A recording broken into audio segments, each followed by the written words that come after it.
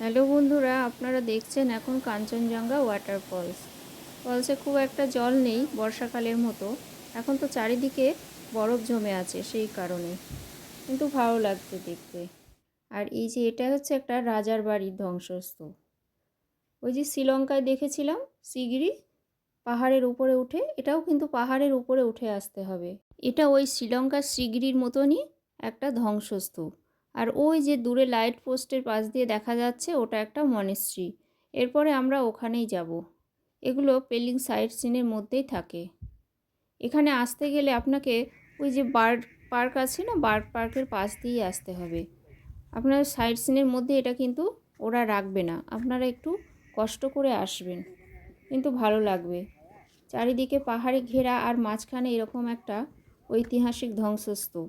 Miss করবেন না বন্ধুরা। ভিডিওটা ভালো লাগলে অবশ্যই একটা লাইক করবেন।